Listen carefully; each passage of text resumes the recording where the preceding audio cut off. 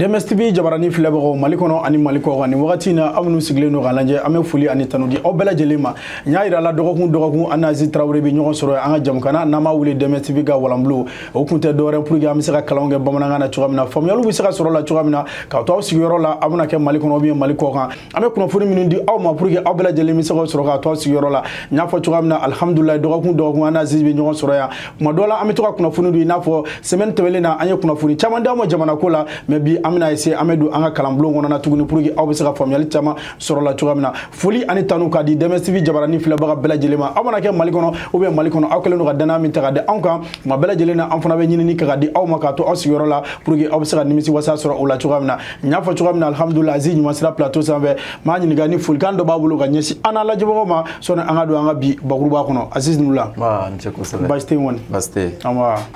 komi n y'a fɔ dɔgɔkun an bɛ ɲɔgɔn sɔrɔ walanbulon la pour que faamuyaliw bɛ se ka sɔrɔ la cogoya min na ka kalanw kɛ wagati dɔ la kunnafoni bɛ na an bɛ se k'olu fana di bi an ɲɔgɔn sɔrɔ an t'a dɔn ni kunnafoni dɔ b'i bolo daminɛ na sɔnni an ka don bi bakuruba kɔnɔ ou bien ni folisen dɔ b'i bolo ka ɲɛsin an n'a lajɛbagaw ma.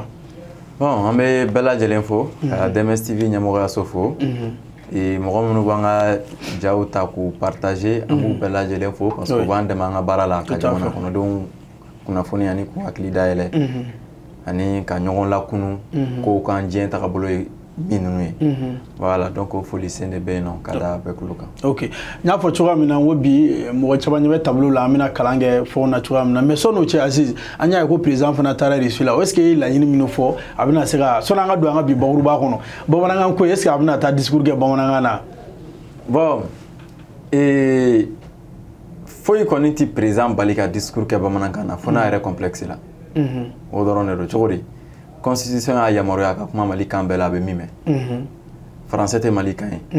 Mali marakɛkan ni Mali baarakɛkan yamaruyalenw o y'an yɛrɛ ka kanw de président taara kuma bamanankan na cogo min na Kayi an bɛ fɛ président ka taa kuma ten bamanankan na Russie wa i b'a dɔn dabalibanko i b'a dɔn hali mɔgɔ bɛ sɔrɔ Russie yɛrɛ Russidenw na min bɛ se ka bamanankan traduit n ko Russie de kɛra jamana fɔlɔ ye min ye bamanankan attestation di an y'a ye tubabuw bɛ taa Russie la ka taa bamanankan kalan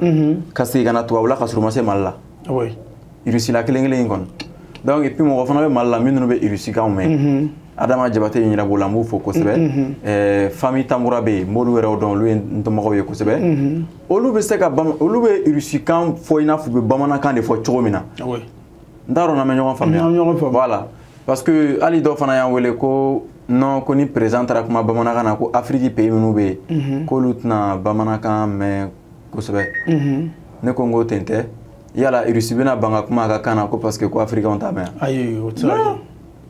donc an ka kuma an ka kan na gɛlɛya bɛ min gɛlɛya t'a la a bɛ dala minɛ de voilà donc n'a taara laɲini kɔni a ka taa fɔ an ka kan na o de ye kunnawolo ye donc n'a fana ma taa fɔ an ka kan na n'a taara fɔ français la ni min fana bɛ yen k'a fɔ an b'o fana da jama kulo kan o de don n'o tɛ n y'a ye k'a ni Ibrahim Traoré bɛɛ taara donc an bɛ fɛ tiɲɛna u ka taa farafinna kunnawolo u ka kɛ hakili dayɛlɛ misali ye parce que n'olu y'a fɔ an ka kan na Russie yɛrɛ bɛ sɔn ale ye parce que o ye Asimi kelen de kɛlen ka exception kɛ parce que ne b'a dɔn farafin jamana ninnu tilan si t'a ye ka kuma n'u ka kan ye fana dabɔra arabu jamana ninnu donc n'ale y'a kɛ n'a ka kan ye Russie yɛrɛ bɛna ye ni ninnu ka mɔgɔw nana u bɛ kuma français la mais Asimi nana kuma n'a ka kan na i b'a ye dɔrɔn a bɛ se ka différence don ani mɔgɔ tɔw cɛ ten donc n'o kɛra farafinna président tɔw bɛna ye a ja tiɲɛ na min bɛ anglais kan min bɛ français kan kan ka baara kɛ n'an ka kan ye donc ɲɛ b'a la a bɛ kɛ éveil de conscience ye bon n'a m'a ye a ma nɔgɔn quoi voilà. Ok an bɛ don an ka bakuruba kɔnɔ Azizi. Voilà komi kanw yamaruyala ka ban président yɛrɛ ko sigili bɛna kɛ ko ka kuma école ko kan jamana si tɛ yen k'a b'a école ko kɛ k'a ban k'a tɛ kɛ kan dɔ la bon école ko kuma bɛ kɛ kan min na jamana fɛn fɛn kɔnɔ école bɛ kɛ o kan kelen de la Faransi kuma fɛn fɛn bɛ école ko la kɛrɛfɛ o bɛɛ bɛ fɔ français la Angleterre ta bɛ fɔ anglais la Russie ta bɛ fɔ Russie la Chine ta bɛ fɔ mandarin na école fana bɛ kɛ o kan kelenw de la donc o la Mali fana ye jamana ye Ala ye barika don a la k'a kɛ i bɛ bɔbɔden de ye ka na bamanankan défend i bɛ filaden de ye ka bamanankan défend ka marakaden ye ka bamanankan défend ka bamananden yɛrɛ ye k'a défend ka sɛnɛfɔ ye k'a défend o tɛ diɲɛ jamana tɔw la un di m'o kunnaja sɔrɔ dɔw ta olu y'u ta jagoya yɛrɛ de n'i ma kalan i ti baara sɔrɔ parce que olu ye kanko nafa ye o misali kɛra Inde u ye san 20 ɲɔgɔnna de di walasa k'u ka kan mɛn k'a sɛbɛn mɔgɔ fɛn fɛn y'i kulonkɛ u mago jɔlen u ka kan sɛbɛnbagaw la dɔrɔn n'i nana k'i bɛ anglais fɛngɛ u bɛ bɔ yen ka mɔgɔ wɛrɛ bila yen nɔ la ni ma taa n'a ye nin ye ni Mali ko sisan ko n'i ti Mali mɔgɔ fɛn fɛn bɛ k'i bɛ ministre walima directeur ya nɔfɛ ko n'i b'a dɔn i tɛ se k'i hakilina fɔ bamanankan na ou bien i tɛ se k'i hakilina fɔ i ka siya kan na tiɲɛ na an yafalen nin ma i b'a ye sisan bɛɛ bɛ nana ye o dɔrɔn pe de don wari ka don a da fɛ dɔrɔn a banna et puis an y'a jateminɛ don kunnafoni min bɛ kɛ sɔgɔmada fɛ tan n'i y'o lajɛ a journalistes ministres présidents a fɛn bɛɛ bɛ kɛ bamanankan na mais sɔgɔmadafɛla b'a sɔrɔ mɔgɔ caman bɛ baarakɛyɔrɔ la nafa tɛ don a la 20h jama bɛ kan min mɛn n'o ye foroba in ye u ka o don kibaru kunnafoni in ta k'o bila 20h la maintenant ka français ta bila kɔfɛ dɔɔni parce que sufɛ kɛmɛ sigi la baarakɛla 80 bɛɛ bɛ kɛ so min ninnu bɛ baara kɛ sufɛ o man ca kosɛbɛ voilà donc olu bɛ se ka don kibaru lajɛ 22h 21h donc 20h ta o k'o kɛ ni an yɛrɛ ka kanw ta ye o de nafa ka bon wa o de bɛ yɛlɛma ko fɔ o dun tɛ fɛn k'an bɛna wari don a da fɛ nin bɛ yen ka ban nin fana bɛ yen k'a yɛlɛma dɔrɔn a banna donc i ɲɛ b'a la jamana ko fana a bɛɛ tɛ fanga ye a bɛɛ tɛ nafolo ye a dɔw ye hakili dɔrɔn de voilà mɔgɔw ye ɲininkali minnu gan kosɛbɛ an kalanna tubabukanw na an kalanna anglais la o si tɛ gɛlɛya ye Éthiopie delila k'a ka okɔliso bɛɛ datugu k'a ka mɔgɔw bila ka taa so awɔ ko a ye taa aw ka so aw ka taa du kɔnɔ mɔgɔw kalan sɛbɛnni na parce que k'an bɛna baara kɛ n'an ka kan ye Éthiopiens dun b'u ka kan mɛn u kan k'u dege mun de la sɛbɛnni dɔrɔn u taara ka t'u dege hamariki sɛbɛnni na filɛ nin y'u bolo bi mɔgɔ 1,000,000 ni 1,15,000 hali u ka ɲamacɛlan u ka kan de sɛbɛnnen nɔ sanfɛ a bɛɛ bɛ ten jamana ninnu tilan bɛɛ y'u ka kanw ta bɛɛ y'a ta fɛrɛ la mais n'i y'anw ta ta k'a lajɛ kankalan binna ka bɔ Mali 100 sigi la 70 kan ka ban n t'a dɔn n'a mɛn ɲɔgɔn ye olu bɛ bamanankan mɛn bon min ninnu ye école kɛ min ninnu bɛ baara la ministres députés présidents militaires docteurs enseignants olu ta ka nɔgɔn ka tɛmɛ docteurs kan'u yɛrɛ sɛgɛn k'u ka furaw tɔgɔ traduit n'i y'a mɛn ko paracétamol tɛ français ye mais a bɛ français la yen ten paracétamol a kɔrɔ de ye ka dimi lada paracétamol y'o de anglais fana o kelen de don donc i ɲɛ b'a la an mago tɛ ka furaw tɔgɔ traduit an k'olu to ten tɔ n'anw yɛrɛ binna ka to ka faamuyali wɛrɛ sɔrɔ paracétamol dilancogo kan ko o ka ɲi ka tɛmɛ paracétamol kɔrɔ kan an b'a dilan an bɛ se k'an yɛrɛ ka tɔgɔ da o la n'o fana fura taara diɲɛ yɔrɔ o yɔrɔ o tigi fana b'a ta an ka tɔgɔ ma donc i ɲɛ b'a la an fana b'an ka influence bolo olu kan e m'a ye mɔgɔ fɛn bɛ kinifu kɛ yan nɔ ni sisan tɛ an ka mɔgɔw y'a faamuya kosɛbɛ ni hakili ye n'o tɛ a bɛɛ lajɛlen tun bɛ kinifu kalan chinois kan ninnu de la u yɛrɛ t'a kɔrɔ dɔn mais u bɛ mankan in de ta dɔrɔn ka to k'o pratiquer ɲɛ b'a la donc gɛlɛya bɛ o fɛn ninnu na kosɛbɛ kosɛbɛ maintenant mɔgɔ kalannenw n y'a fɔ n k'olu mago bɛ miniti kelen dɔrɔn de la ka se ka bamanankan sɛbɛn k'a kalan a tɛ san bɔ a tɛ o mɔdenw ka waati bɔ a t'ali u denw kɔnɔ a tɛ hali kalo kelen ta waati dɔɔni dɔrɔn a fɛn fɛn bɛ yen an bɛɛ ye phonétique sɛbɛn ka ban o tɛ olu mago bɛ ni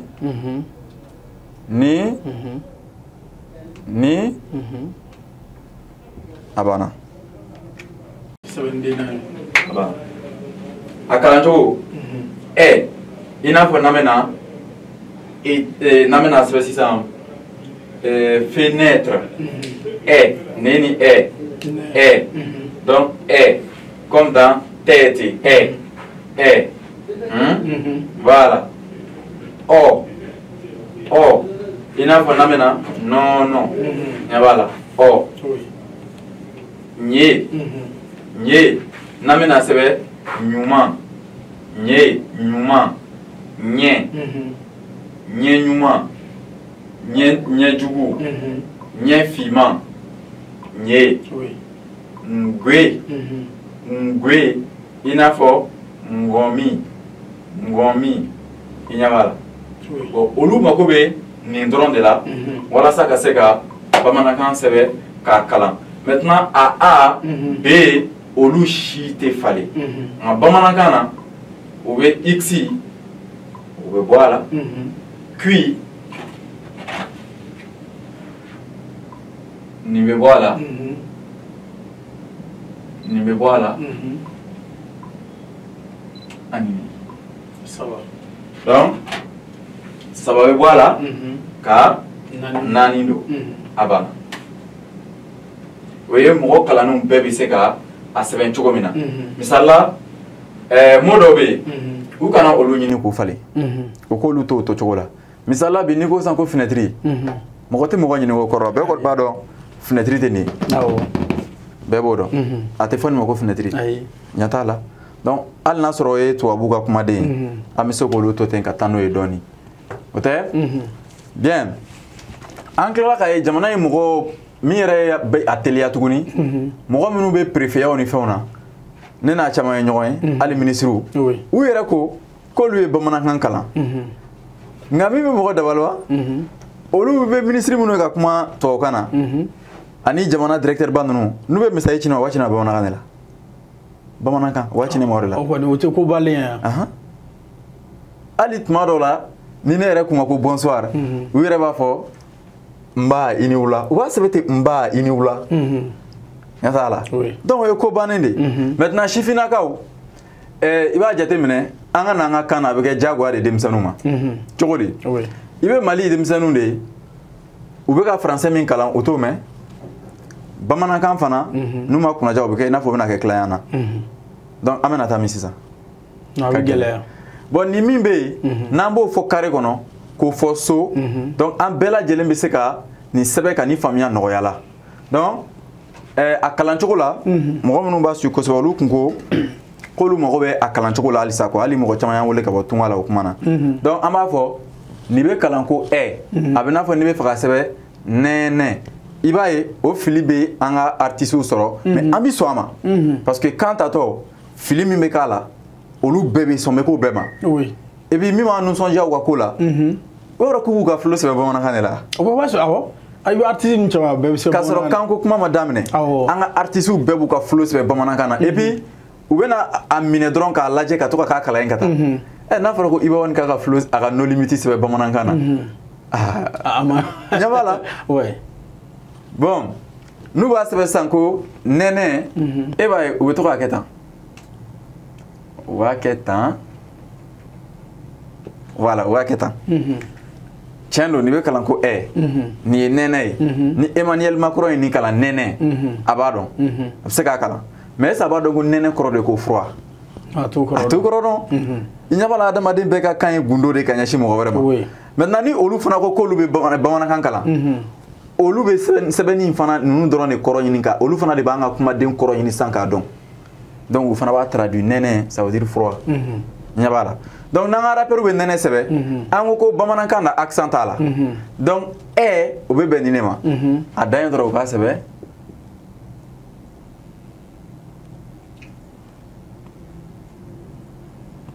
a banna nɛnɛ ɲɛ b'a la mais min ninnu b'a sɛbɛn tan n bɛ sɔn o fana ma min ninnu b'a sɛbɛn tan o bɛ bɛn ni nin tɛ hali Asimi ma o b'a kalan nɛnɛ o de la ne ko n ko miniti 5 dɔrɔn o yɛrɛ ka jan ne bɛ Asimi kalan bamanankan discours sɛbɛn k'a kalan k'a fili bɛɛ corriger k'a bɔ a la mais ne yɛrɛ tɛ bamanankan dɔnbaga ye n'i ko ne ye bamanankan lafasabaga ye n bɛ sɔn an ka wariko lafasabaga n bɛ sɔn mais ne tɛ an ka kan dɔnbaga ye a dɔnbaganganaw bɛ yen o la an bɛ Burama Sumano ninnu fɔ kosɛbɛ ka ngomɔgɔw fɔ kosɛbɛ u ka cɛsiri la ka denafila mɔgɔw fɔ kosɛbɛ ka Madame Tise Fatumata an b'a fɔ kosɛbɛ ka waleɲuman dɔn bien donc u b'a sɛbɛn tan n t'a dɔn n'an bɛ ɲɔgɔn ye bɛɛ b'a fɔ ko an ka hɔrɔnya b'an bolo hɔrɔnya constitution ko k'o bɛ sɛbɛn tan de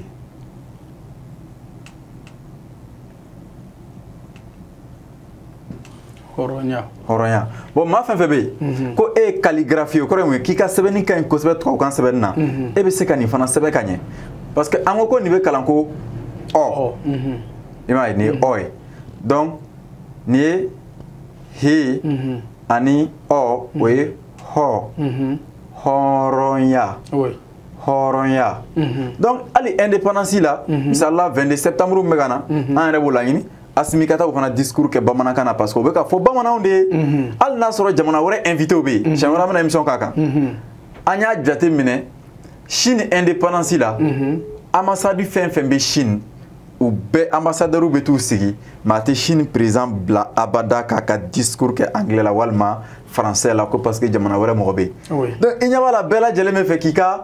fanga de yira diɲɛ kɔnɔ maintenant ko ko tuma bɛɛ k'an bɛ to position défensive la o man ɲi il faut k'an fana ka taa position offensive la f'an fana k'a essayer ka fɛn dɔ kɛ n'i y'a essayer k'i bɛ fɛn dɔ kɛ i bɛ fɛn dɔ kɛ tout à fait très bien donc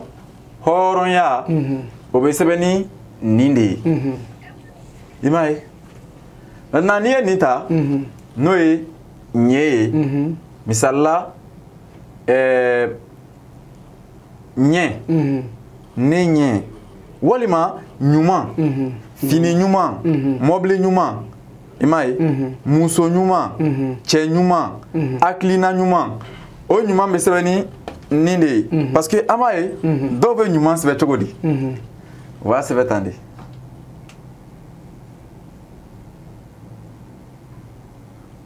voilà dɔw b'a sɛbɛn tan ɲuman caman b'a sɛbɛn tan an bɛ sɔn nin fana ma parce que n b'i hakili jigin faransi François premier kɛlen k'a fɔ ko ka faransɛ kɛ langue officielle ye u ko ko non ko mɔgɔw tɛ se a sɛbɛnni na a ko ko mɔgɔw k'a sɛbɛn ni min ye erreur kɛ sɔn bɛ kɛ o n'a erreur ma mais taalen ɲɛfɛ olu nana o erreur ko kana sanction t'a la mais les anglais olu ko hali bi ko try English even you will make mistake aw ye anglais kɛ hali n'a sɔrɔ a bɛna fili k'a la o de la anglais la faut-il accepter don Angleterre ani États-Unis ka tɛmɛ Faransi kan parce que français bɔlen yɛrɛ kanko tiɲɛ kalama ɲɛma u nana kɛ sa comme u tɛna se k'a fɔ ko n'i m'a kɛ an b'i faga u nana kɛ jagoya yɛrɛ de ka rigueur don a la k'a kɛ tan u ka temps a ka ca u ka verbe ka gɛlɛ mais o bɛɛ n'a ta u sera k'a maîtriser donc ni maliyɛn mɔgɔ kalannen sera ka français kɔni maîtriser k'a ye ka se ka kɛ kumaya la gɛlɛya foyi si t'a la a ka kan man ka k'a ma gɛlɛya ye accent min bɛ français la n'i ye a filɛ nin b'a kɛ ɛ ye a lajɛ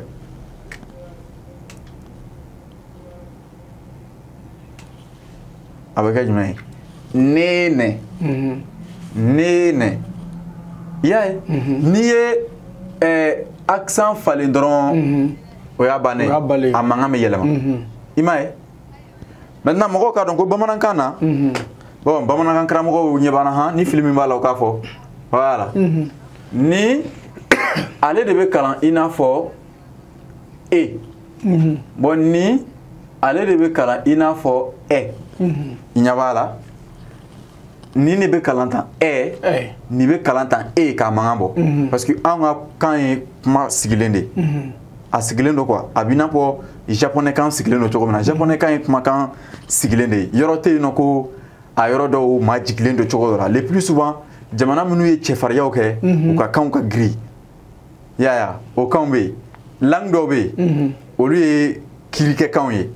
o langue la français kan o la kosɛbɛ kiri sira kan français kan kiriko la mais ka diɲɛ fɛnw ɲɛfɔ bɛɛ ka kan o la c'est vrai mais anglais fana ye baara k'o la kosɛbɛ kosɛbɛ o languew bɛ yen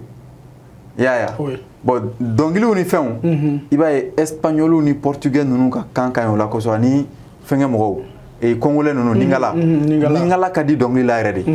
o kanw bɛ yen mais ka mɔgɔba sigilen ka kuma fɔ i b'a ye bamanankan basigilen don kosɛbɛ et puis a kumadenw sinsinnen don ka tɛmɛ tubabula kanw caman kan hali la fɔtɔla i b'a ye ni mɔgɔ bɛ kuma bamanankan na a bɛ kuma ni basigi ye da tɛ pɛrɛkɛ ka taa mais ni mɔgɔ bɛ kuma espagnol la i b'a ye da bɛ to ka voilà o ye kumakan yɛrɛ dɔnkili tagacogo ye voilà donc i ɲɛ b'a la n'i ye accent falen dɔrɔn i bɛ fɛn kɔrɔ bɛ a bɛ falen donc o b'a sɛbɛn tan maintenant min ye ɲuman ye u kan k'a faamuya ko nin ale de bɛ kalan tan ye i ɲɛ b'a la donc n'an bɛ ɲuman sɛbɛn n bɛ tila tuguni n bɛ mɔgɔw hakili jigin n'i ye nin yɔrɔ fana ta k'a lajɛ o ye u ye ɔ bamanankan na an ko o bɛ kalan tan de a bɛ sɛbɛn tan ni u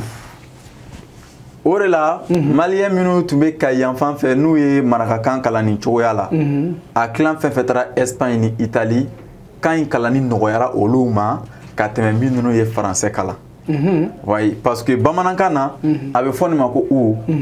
espagnol fana na a bɛ fɔ nin ma de ko u i m'a ye bon hali n'aw bɛ nin fana kana tuma dɔ la anglais la u b'a fɔ an ye ko u parce que n'i ye phonétique yɛrɛ ta nin bɛ kalan de ko u phonétique tɛ sɛbɛnni kɛ tantɔ ko je ni ne ko bɛ kalan ko ɲe o ye français yɛrɛ de ka fɛn ye ka se ka u ka kumakan dɔw don a la phonétique ɲe nin yɛrɛ de internationalement n'i ye nin di Putin ma n'a bɛ se ka phonétique kalan dɔrɔn n'i ye nin d'a ma a bɛ nin kalan ten hɔrɔnya a b'a kalan ten tɛk donc ɲuman bɛ sɛbɛn cogo di maintenant ni ɲe min bɛ yen o bɛ yɛlɛma ka kɛ voilà maintenant ou ale bɛ kɛ i y'a ye maintenant ma bɛ na jumɛn de sɛbɛnni ka nɔgɔn alphabet joli lettre joli 1 2 3 4 5 6 7 lettre joli 1 2 3 4 ni ale ye lettre joli 1 2 3 4 5 6 ale ye lettre 6 ni ye lettre 4 ɲɛ b'a la est-ce que a bɛ faamu non a bɛ faamu bon nin ye ka se ka bamanankan kɔni yɛrɛ sɛbɛn a kolojɛ la e m'a ye maintenant a yɔrɔ minnu bɛ sama misala an ko nin bɛ kalan ko i n'a fɔ nin maintenant ni maa min bɛ fɛ ka nin fɛn dun nin bɛ kalan de ko bon n'i ye nin fana ye mot fɛn o fɛn kunna français la o mot fana si ti français ye o kɛra français ye a ma mɛn nin fɔlɔ n k'a ma fɔ tan de la tête la tête avant c'était comme ça test mais n'i ye nin test ta ani ka le test ballontannaw bɛ test minnu kɛ a bɛ surunya ɲɔgɔn na maintenant qu'est-ce qu'il faut faire d'après les anglais they've accepted to change that to voilà dans France bonjour u bɛ ninnu minnu nacogo fɔ mɔgɔw ye c'est comme ka misi biri français la verbe min bɛ misi birili ko fɔ ça c'est le verbe traire traire avant tirer a tun bɛ fɔ de ko traire ɲɛ b'a la o ye tubabu yɛrɛ ka kumaden nacogo ye a bɔra cogoya min na latin na e ma ye bonheur o bɛ h k'a la o ye a sɔrɔla cogoya min na latin na ka na o de don sinon a b'a kalan mɛ i ti h nafa yɔrɔ y'a la i t'o yɔrɔ y'a la bien donc nin ye u yɛrɛ y'u ka kan labɛn ka bɛn u yɛrɛ ka kuma fɔcogoyaw ma a bɛ n'a fɔ français la a bɛ fɔ ko guitare ça c'est avec G o tɛ mais irisiw bɛ G wele de ko G mais or il y a G il y a G maintenant G guitare G journal o G bɛ sɛbɛn tan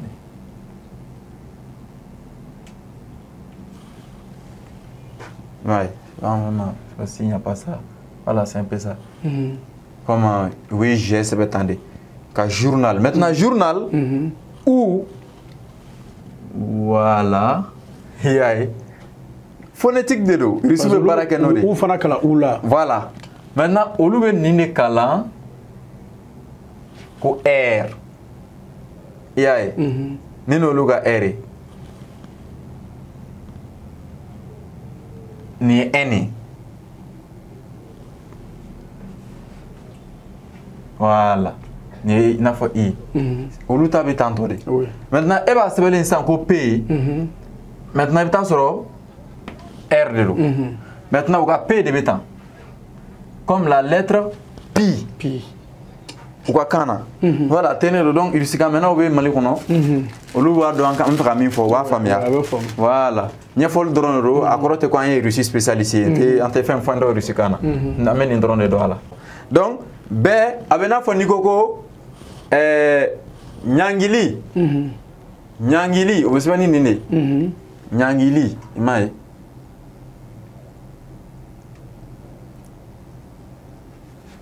ɲangili donc i b'a ye a bɛ sɛbɛn cogo a bɛ fɔ cogo min na a bɛ sɛbɛn ten ɲangili o tɛ ni an ko i n'a fɔ ŋɔmi i m'a ye nge ni ɔ ŋɔ ŋɔmi ngomi yaye maintenant ni ye nunu fɛngɛ nunu bɛɛ ta sisan a bɛ fara ɲɔgɔn kan ni i u e a ɛ o ye cogo min na an ka mɔgɔ kalannen nunu mago tɛ ka segin o kan bilen o de la n'an ka journaliste baw ko fo an ka taa prémaranne la ka taa bamanankan kalan i b'a ye a kuma ni sababa tɛ bɛn a ma s'o ma mais ne taara prémaranne la ka taa ni kalan non i b'a fɔ cogo min na i b'a sɛbɛn ten i n'a fɔ misali la an ka mɔgɔ kalannenw bɛ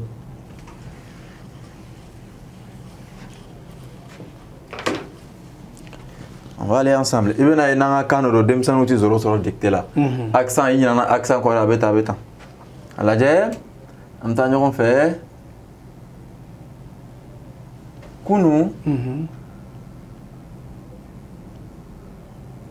kunu tarata don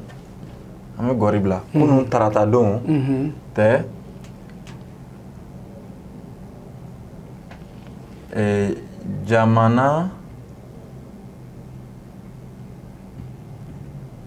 jamanakuntigi colonel Assimi Goïta Assimi Goïta ye taama kɛ bon fɔ cogo caman b'a la dɛ a ye taama kɛ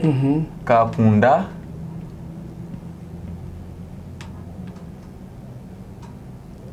Russie ni y'a sɛbɛnlen ni français kan ka bateau ye n'an ye français kan sɛbɛn cogo la bateau an bɛ Russie sɛbɛn ni sɛbɛn cogo la mais n'i y'a lajɛ anglais b'a fɔ de ko Russia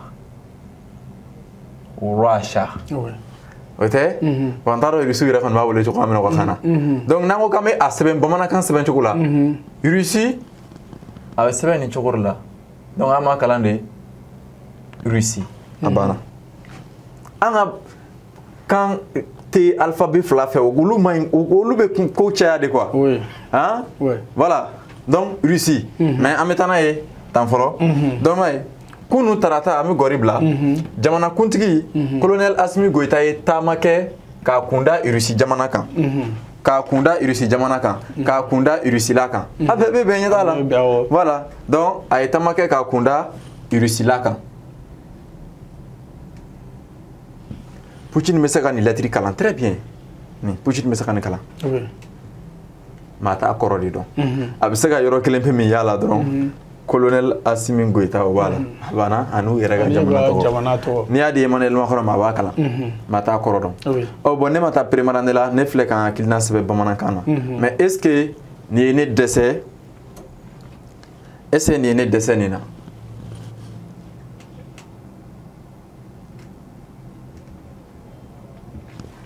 bon i bɛ nin sɛbɛn yan nɔ hali an ka mɔgɔ kalannenw tɛ se ka nin kalan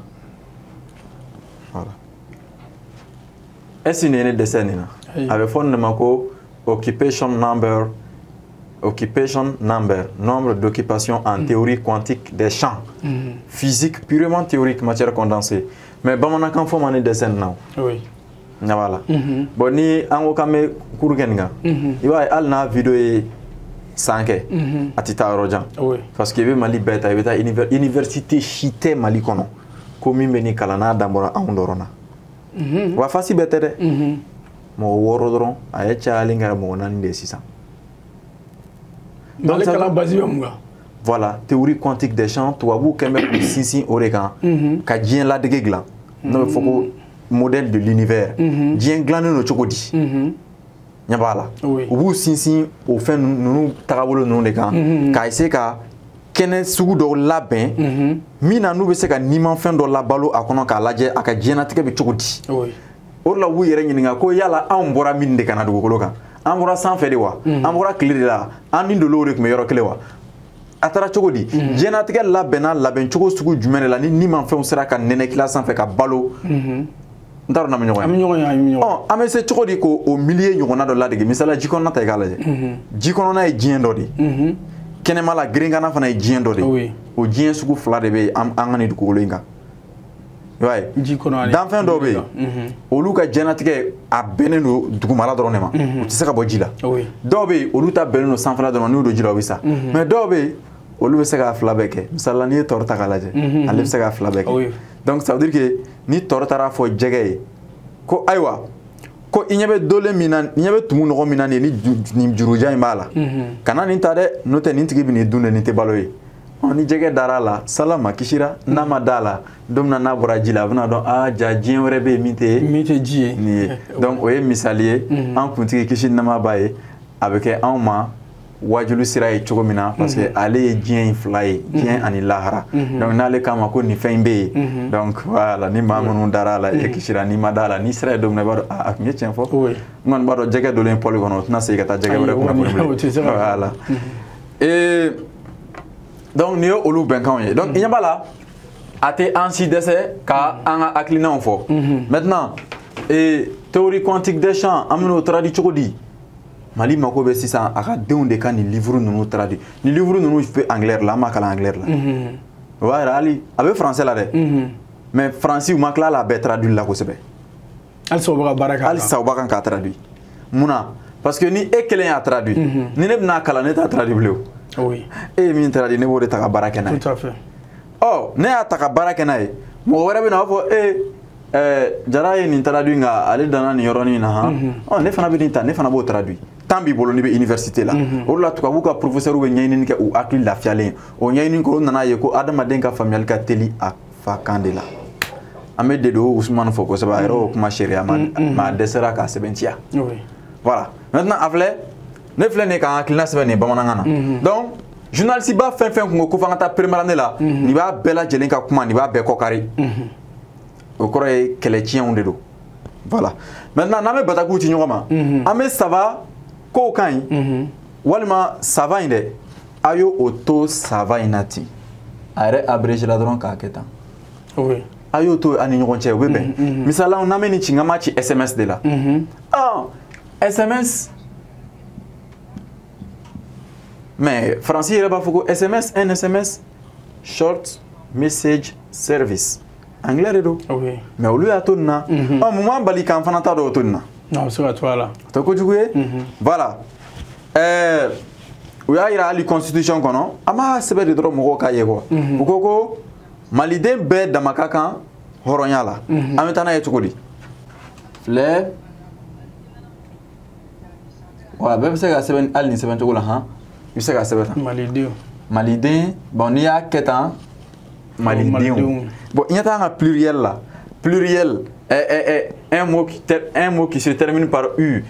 pour former son pluriel on ajoute X un mot qui se termine par E pour former son pluriel on ajoute S un mot qui se termine par T on ajoute S tant X ida à droite à droite un général des généraux non bamanan o t'a la jalabatigiw sow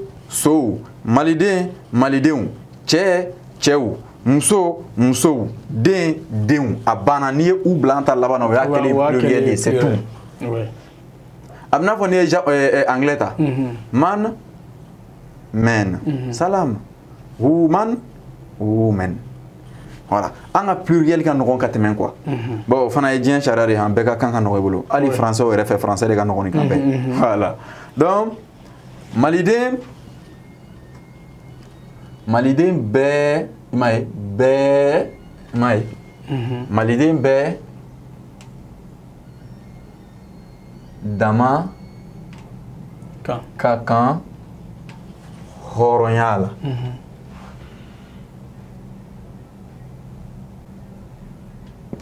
constitution yɛrɛ de côté maintenant maliden bɛɛ dama ka kan hɔrɔnya la maa min ma deli ka taa école la n'i y'a fɔ a tigi kɛrɛfɛ dɔrɔn a b'a dɔn i bɛ fɛ ka min fɔ a dɔw yɛrɛ b'a f'i ye ko n denkɛ e bɛ hɔrɔnya kɔrɔ dɔn hɔrɔnya kuma ka girin dɛ a yɛrɛ bɛ se ka hɔrɔnya in ta k'a dala minɛ bamanankan na k'a dayɛlɛ k'e yɛrɛ dun a kɔnɔ i ɲɛ b'a la donc ça veut dire que est-ce que o tigi ye kunfin ye bilen non kunfin tɛ dɛ mais a bɛ kɛ kunfin ye n'a bɛ tubabukan na donc nin ye Mali mɔgɔ kalannenw bɛɛ lajɛlen bɛ se ka a fɛta et puis a sɛbɛncogow bɛ to tantɔ olu ka ɲi problème fosi t'o la foyi t'o la n t'a dɔn n'an bɛ ɲɔgɔn ye donc ni tun ye mɔgɔ kalannenw ani militaires ni fɛnkɛw ka fɛnw kɛcogo ye ani école maîtres maintenant mi ye denmisɛnninw ta école maître bɛ se ka denmisɛnninw kalan bamanankan in na cogo di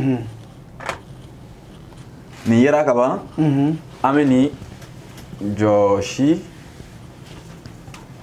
voilà nin ye jantoli signe ye tamasiyɛn n'u bɛ fɛ k'a fɔ ko Aziz i ni ce i ni ce a filɛ i ni ce parce que C de bɛ kalan ko ce wa français de fana bɛ kalan ko C de n'o tɛ kan tɔw la ce de don comme on dit kan tɔw ta kalama quoi o de b'a kɛ n'o tɛ ça c'est ce n'o tɛ voilà maintenant i ni ce voilà maintenant dɔw bɛ to ka sɛbɛn nin cogoya la dɔw b'a essayer ça c'est voilà o ka gɛlɛn u k'u yɛrɛ lafiya ni nin ye a banna Aziz i ni kile a banna u ka Aziz to a cogo la Aziz i ni kile a banna ɲɛ b'a la donc n'a yɛrɛ fɔra ko hali école la sisan ko ka leçon ɲɛfɔ bamanankan na écoledenw yɛrɛ de bɛ kɔrɔtɔ sisan maîtres k'olu u k'a sɛbɛn bamanankan na écoledenw de bɛna kɔrɔtɔ a la n t'a dɔn n'a mɛ ɲɔgɔn ye parce que ne ko écoleden ma ko muru ka tila ka taa sɛbɛn ko couteau a bɛna mɛ monsieur muru an tɛ muru sɛbɛn siɲɛ kelen yan a banna science walima lajɛli kalan o de k'a lajɛ lajɛli muru a bɛ taa cogo di muru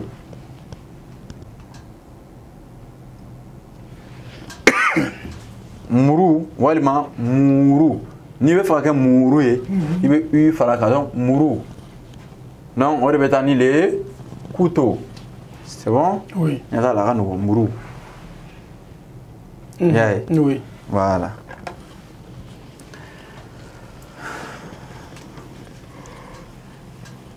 a sɛbɛnni man gɛlɛn u y'a kɛ ko gɛlɛn de y'an bolo dɔrɔn parce que u m'a kɔrɔbɔ a banna o y'a kɛ ko gɛlɛn ka mɔgɔw ja siran k'a bila ka taa sɔrɔ olu yɛrɛ de ka teli a la ka tɛmɛ bɛɛ kan voilà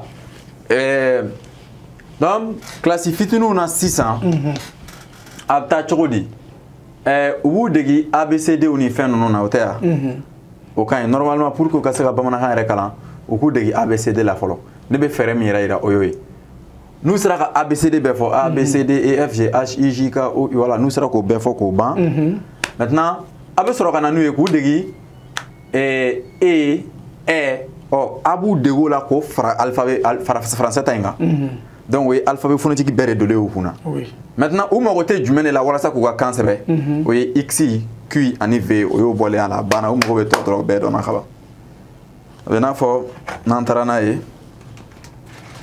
A B C D F G H I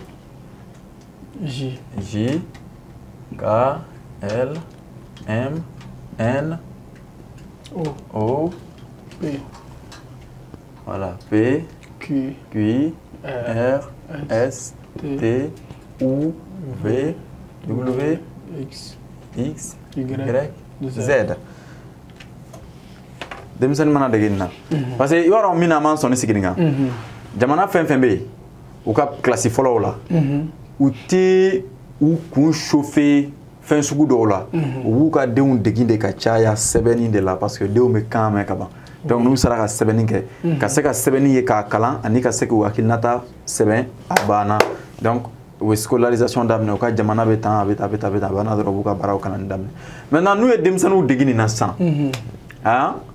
u bɛ sɔrɔ k'a lajɛ ko an bɛna sɛbɛnden kura fara a kan bɛɛ n'i ka kalan kɛcogo fɛrɛ tɛ yan n'i bɛ fɛ ka fɛn dɔ mɔgɔ kunna i bɛ fɛɛrɛ ɲini diyagoya mais tubabu ye fɛɛrɛ min tigɛ n'a ko k'a b'a to la non tubabu ye fɛɛrɛ min tigɛ o ye tubabu ka fɛɛrɛ de ka kalan don ninnu kunna parce que sira bɛrɛ yɛrɛ y'a sɔnna a ma k'a fɔ ko farafinden bɛ taa kilasi kɔnɔ wagati min na k'o y'a sɔrɔ k'ale tɛ fɛn kelen tɔgɔ dɔn tubabukan na donc ko maître kana fɛn foyi sɛbɛn tableau kan fo n'a sɔrɔ ekɔlidenw bɛɛ lajɛlen y'u ɲɛ jɔ maître yɛrɛ la k'u ɲɛ jɔ tableau la o tɛ worobo kalan ye yan o kɔni ye worobo kalan ye donc n'a ye nin yir'u la a b'a fɔ an bɛna min don ka fara nin kan o ye an bɛna E fara a kan ka O fara a kan ka ɲe fara a kan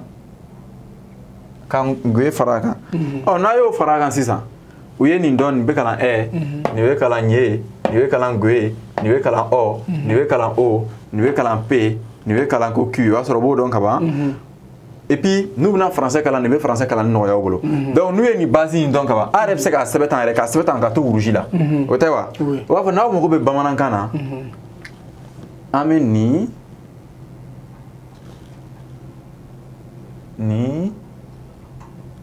ani nin olu de bɛ bɔ a la bamanankan kalan na an mago tɛna jɔ olu la a bɛ n'a fɔ tile yelenw na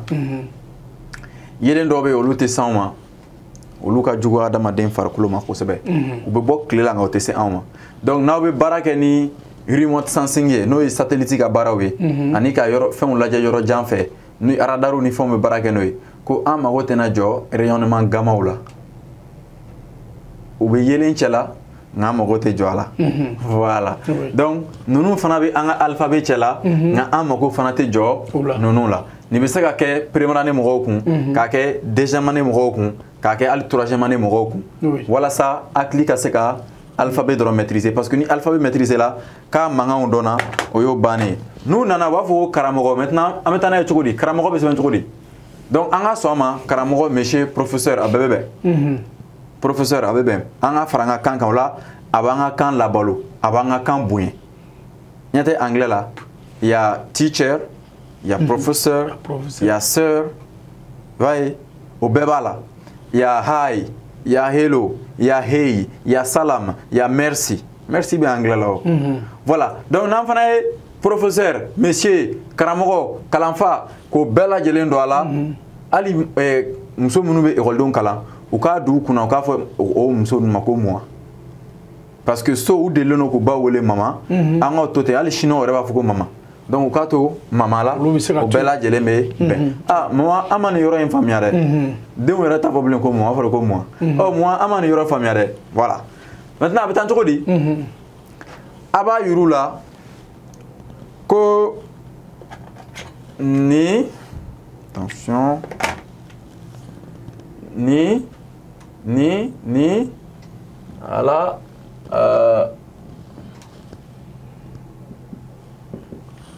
olu de bɛ olu ye joli 1 2 3 4 5 6 7 8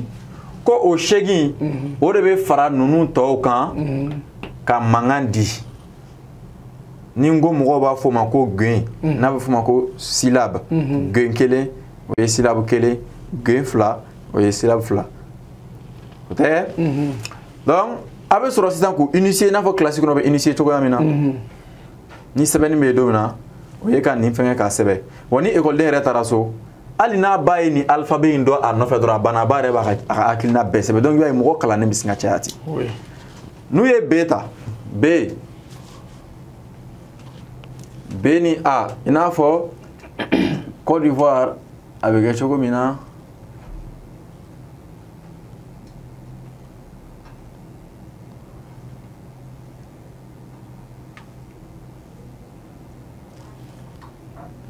B ni A, ba, E, B, I, B, O, bo, O, bo, U, bu. Ora, bu, B ni U, bu, B ni A, ba, buba. Donc buba bɛ sɛbɛn tan de maliba buba a bɛ sɛbɛn tan de buba mais n'an bɛ buba sɛbɛn kan tun bɛ to ka sɛbɛn tan de voilà donc ko maliba production buba k'an y'a tɔgɔ falen k'a tɔgɔ bɛ sɛbɛn tan de sisan buba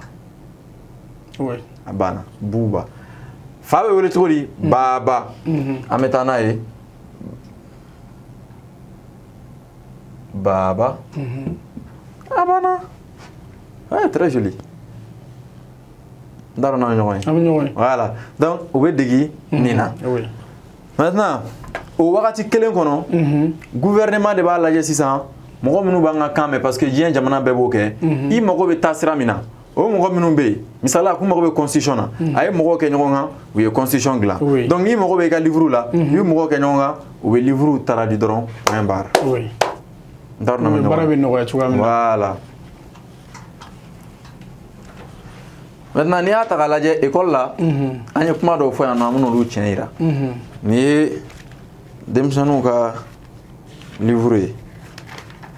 ɲɛ b'a la nin bɛɛ ye k'u initier de o kɔrɔ ye mun ye k'u degi bon n'i ye nin yira école den na ɲɛ t'a la nin ye bɔgɔdaga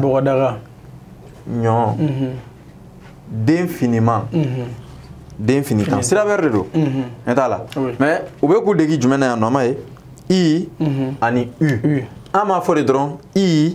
ani u i m'a ye donc an tun ma nkalon tigɛ k'u bɛ k'an denw dege kuma de la tubabukan na o tɛ o kɔfɛ u bɛ n'u degi te munna an ko k'an k'u degi nin bɛɛ la ɲɛ tɛ te b'a kɔnɔ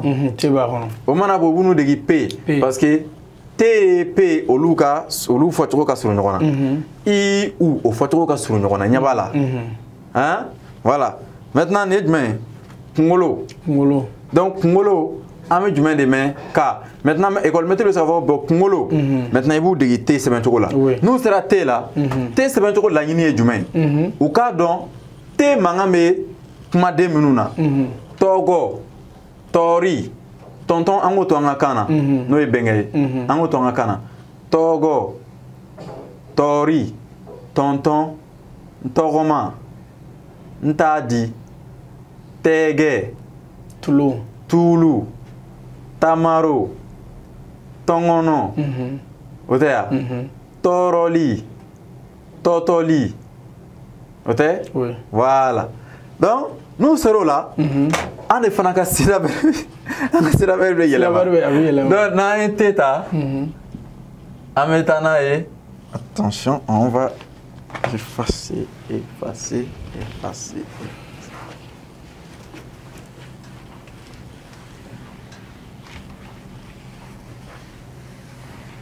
ko gɛlɛn tɛ bon nin bɛ ka kɛ waati min na dɛ o waati kelen fana na i bɛ taa sɔrɔ maa dɔ sigilen don dɔrɔn sɛbɛnni min kan ka kɛ wari sanfɛ bamanankan na a kɛlen don k'o bɛɛ ban Mali jamana République du Mali donc Mali jamana duguma Republic of Mali Mali wari the currency of Mali ɲɛ t'a la maintenant sisan n'an ye te ta an b'a fɔ te a tɛ te ni i ti te ni u tu te ni a ta te ni o to donc a bɛ taa ti tu to tɔ ta tɛ n'a y'a diya tɛ o tɛ tu o tɛ donc ni o ye nin ta sisan maintenant an de b'u degi sisan tɔgɔ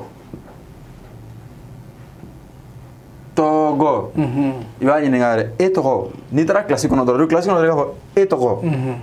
ne tɔgɔ ye Umaru Kulubali tɔgɔ déjà e bɛ k'u degi ge fana mankan na ka sɔrɔ u ma se ge ma ɲɛ t'a la donc i bɛ k'u degi jumɛn de la fɔlɔ kelen fila saba déjà donc n'u dun ye nin dɔn ko nin bɛ kalan ge ye o y'o fana bannen donc tɔgɔ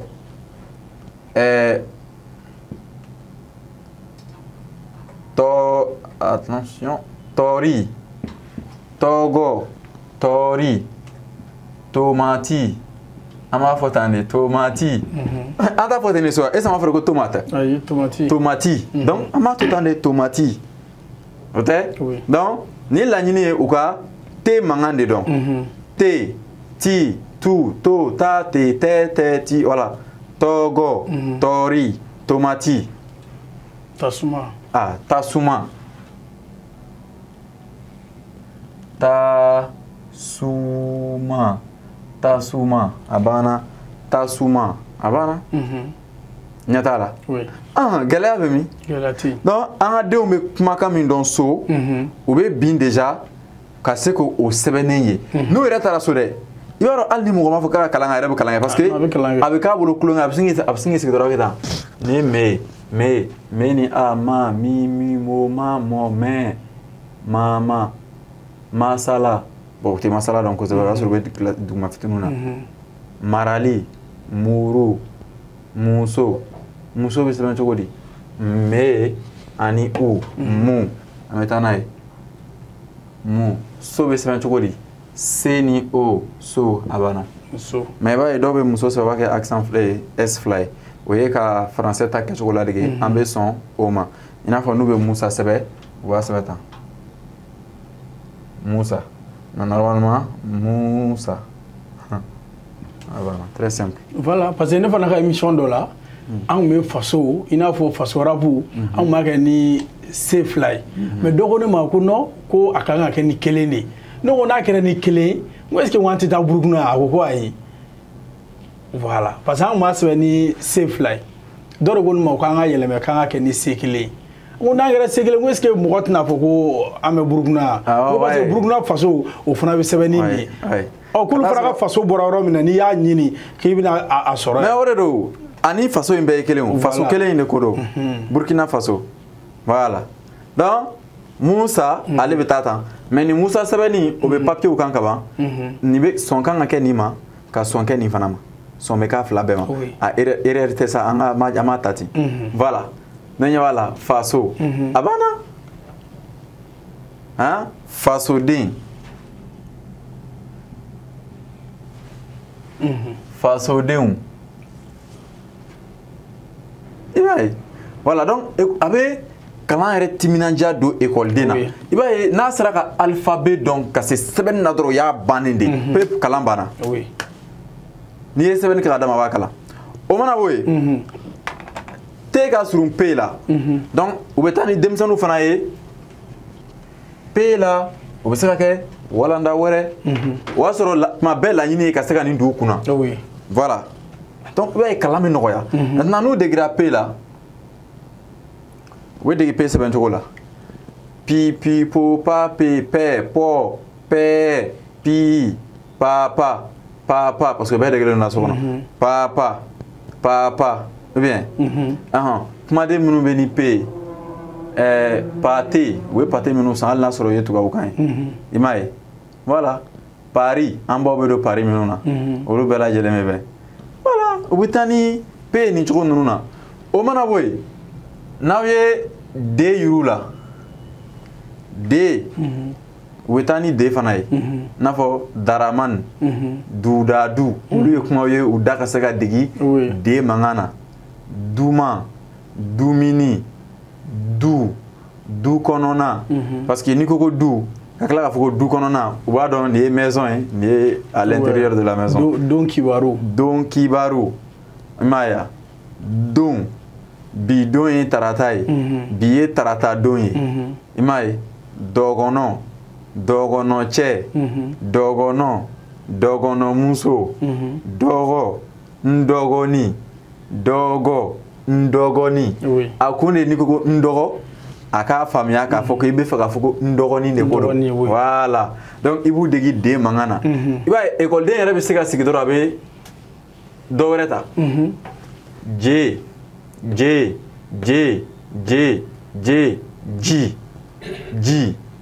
ji ɲuman donc i b'a ɲɔgɔnna de don a la n'i ko sisan ko ji o ye ji forobalen ji ɲuman i ye mankutulan d'a kan n'o ye ɲuman ye n'o ye adjectif qualificatif ye donc ji nɔgɔ i m'a ye ji nɔgɔ ji jɛlen ji finman daji ɲɛji nunji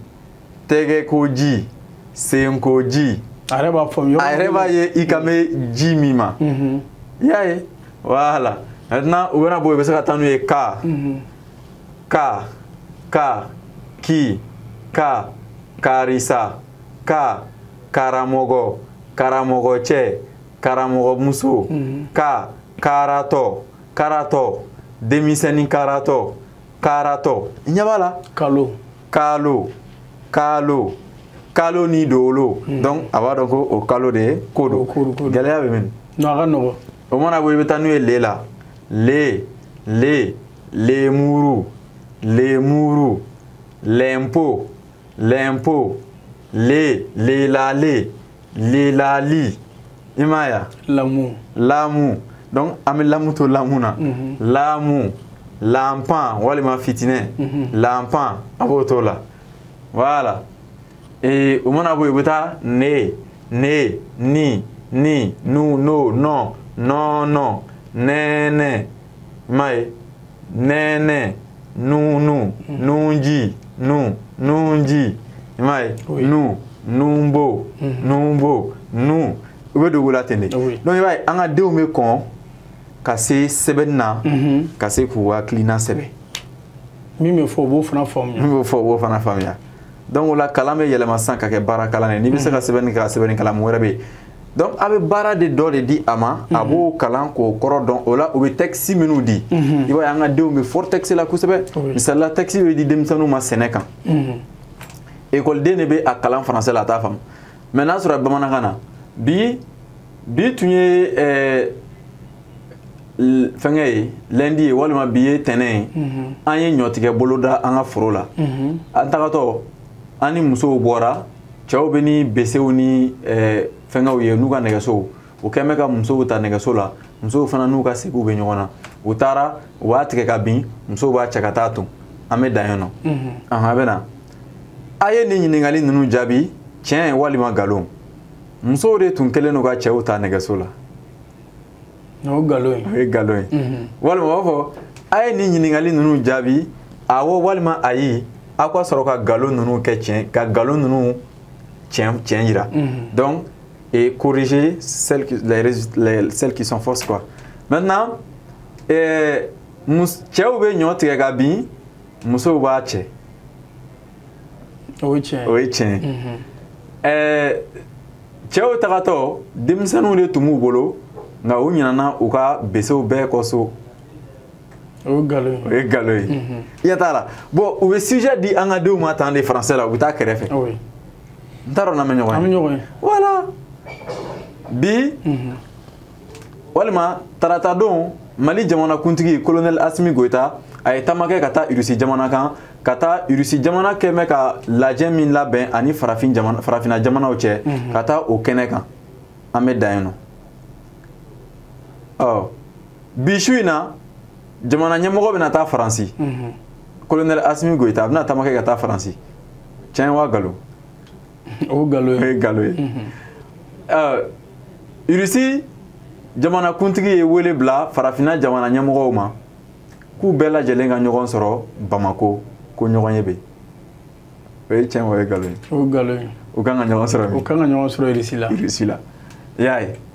n'an taara Maliki Jawo Russie jamana ɲɛmɔgɔ ye wele bila ma k'a ka taa Russie ko ani farafina jamana ɲɛmɔgɔw bɛna ɲɔgɔn ye o ye tiɲɛ o ye galo ye o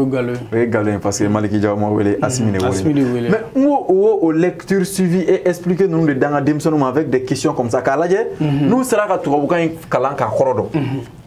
mais ni bamanankan don e ka f'u ye tanbani u yɛrɛ b'a ye nin ye tiɲɛ ye nin ye galo ye mais ni français don n'i y'a traduit u ye hali n'u y'a dɔn ko galo don o bɛna sɛbɛn cogo di français la ça c'est aussi un problème mais n'a sɔrɔ u ka kan de don o t'a la maintenant taalen ɲɛfɛ sisan u bɛ se ka san 7 ou san 6 kalan kɔfɛ u bɛ une année de langue u bɛ se k'o d'u ma n'o y'an diya n'o man diya a b'a daminɛ classe dɔ la mi taa la 7e ka taa bila 9e na a bɛ français kɛ langue vivante ye donc u bɛ to ka français dɔrɔn de kalan o kɔnɔ u tɛ histoire kɛ français la bilen géographie tɛ k'a la donc n'a fɔra ko ka français dɔrɔn kalan u bɛ français fana mɛn o kɔnɔ clair déjà depuis 7e dɔw bɛ ka français mɛn ɲɛ b'a la donc o la alphabet dɔnnen don ka ban u bɛ degi français la sisan o y'a sɔrɔ hakili dayɛlɛ la a dan ye ka conjugation génitive yir'u la dɔrɔn ka verbe conjuguer cogo la dɔrɔn a bɛ verbe d'u ma donc o la verbe bɛ kalan u kun bamanankan de la k'a dɔn chanter kɔrɔ ye ka dɔnkili da n bɛ dɔnkili da je chante i bɛ dɔnkili da tu chantes a bɛ dɔnkili da elle ou il chante an bɛ dɔnkili da nous chantons a bɛ dɔnkili da vous chantez il avec s chante u bɛ dɔnkili da salam gɛlɛya foyi si t'a la n t'a dɔn n'an bɛ ɲɔgɔn faamu voilà donc ninnu walawalali ninnu de tun bɛ yen k'a da mɔgɔw tulo kan an ka kanko ananga sɛbɛnni ko la alisa aw ka dɛmɛsibi ka walanbulu de la n'u bɛ sigi aw ye dɔgɔkun ni Azizi bi y'a fɔ cogoya min na ni Azizi b'o ɲɛnamaya aw ye pour que aw bɛ se ka faamuyali sɔrɔ o la cogoya min na bi an tun bɛ ka kuma bamanankan i n'a fɔ constitution kura la a yirala bɛɛ lajɛlen na bamanankan an bɛ se ka baaraw kɛ ni a ye o hukumu kɔnɔ an y'a essayer bamanankan na baaraw bɛ se ka kɛ n'a ye cogoya min na kalanw bɛ se ka kɛ n'a ye cogoya min na Azizi ye da mɔgɔw la ka caman yirala o m'a dɔn aw ɲɛ bɛ a caman fana na k'a yirala k'a fɔ ko tuguni kuma bɛɛ lajɛlen na a bɛna to ka nin sɔrɔ an ka jabaraninw sanfɛ pour que aw bɛ se ka faamuyali sɔrɔ la cogoya min na minnu b'a fɔ ko a kɛli ka gɛlɛ ou bien f'i ka taa daminɛ prémarande na tuguni Azizi y'a yira a ma se o ma mais kalan kɛcogo la ani faamuyali kɛcogo la an bɛna to o yira la pour que aw bɛɛ lajɛlen bɛ se ka o faamuya cogoya min na mais sɔni an ka bɔ n'a y'a sɔrɔ ni kumakan laban dɔ bɛ Azizi bolo ka da mɔgɔ tulo kan bi ta in na Azizi. O la ni ne tun bɛ yen ka ɲɛfɔ mɔgɔw ye komi ko k'anw yɛrɛ kɔni taara ba la constitution na donc mɔgɔw bɛna kanu san k'u ka kanw sɛbɛnni daminɛ u ka fɛnw sanfɛ a bɛ caman ka restaurant ni fɛnw kan a bɛ mobiliw sanfɛ an b'a yela fan bɛɛ fɛ déjà hali baarakɛyɔrɔba don voilà a bɛ hali Sogonikɔ dɔgɔtɔrɔso la bon comme u y'a sɛbɛn ka sɔrɔ français de bɛ fanga la o la u ye français bila a sanfɛ mais n'u bɛ baarakɛyɔrɔ kura fɛn fɛn tɔgɔ sɛbɛn an b'a ɲini u fɛ u ko an ka kan bila o an b'a fɔ k'u kana fɛ français la dɛ nka u k'an ka kan bila a sanfɛ dɔrɔn ka sɔrɔ ka français bila a dugu ma parce que hali n'i taara Faransi n'u bɛ fɛ ka yɔrɔ min ɲɛfɔ dunanw ye u b'o yɔrɔ sɛbɛn anglais la k'o sɛbɛn u ka kan di dugu ma u tɛ sɔn k'u ka kan bila mɔgɔ ka kan dugu ma u fɛ yen mais an tun b'o min kɛ o man ɲi donc an ka walikanw bila an ta dugu ma voilà donc ko gɛlɛn tɛ mɔgɔw kana siran an b'a ɲini an ka artistes fɛ u k'u ka texte minnu ni accent bɛ yen u bɛ se k'u koron dɔɔni ka corriger gɛlɛya foyi tɛ a ma se u ni anw yɛrɛ ka ɲɔgɔn ye walasa u ka se ka kɛ u b'a dɔn déjà nin ye nin ye nin ye i m'a ye Mali ye jamana ɲuman ye donc u b'a dɔn ɲuman bɛ sɛbɛn cogo min na donc GN la pour yɛrɛ lafiya o la u ka jan ka tɛmɛ donc u k'a kɛ ni ɲɛ dɔrɔn ye a bɛ taa voilà donc an b'u bɛɛ lajɛlen fo foli sen na min bonyalen don kosɛbɛ voilà ok foli ani tanu ka di Dɛmɛ TV jabaranin filɛbaga bɛɛ lajɛlen ma aw minnu b'aw sigi dɔgɔkun ka se an ka jamukan la n'o Dɛmɛ TV ka walanbulu in o kun tɛ dɔwɛrɛ ye pour que an bɛ se ka kalanw kɛ cogoya min na bamanankan na faamuyaliw bɛ se ka sɔrɔ a la cogoya min na pour que aw fana bɛ se ka ɲɛfɔli k'a la don n'a nataw la mɔgɔ minnu bɛ na an kɔfɛ tuguni k'a yira la dɔgɔkun a bɛ se ka nin jamukan nin bɛɛ lajɛlen sɔrɔ Dɛmɛ TV ka jabaraninw sanfɛ en même temps bɔlɔlɔ sɔrɔ bɛ i n'a fɔ Facebook Dɛmɛ TV YouTube Dɛmɛ TV o kun ye mana kɛ diɲɛ yɔrɔ yɔrɔ i bɛ se ka jamukan nin bɛɛ lajɛlen sɔrɔ cogoya min na an ka émission bɛɛ lajɛlen kun lajɛlen don an ka ɲɛmaaba fɛ n'o Dirisa Jalo ka wagati suma ka d'a ma Lazini Sisoko ka se ka nin jɛ in fara ɲɔgɔn kan pour que aw bɛ se ka ni Azizi kumakan ni Azizi Jaw sɔrɔ diɲɛ fantan naani bɛɛ lajɛlen na ale ye Saka Tarawele ne b'a fɔ ala k'an bɛn diɲɛ waati wɛrɛ Dɛmɛ TV ka jabaraninw sanfɛ.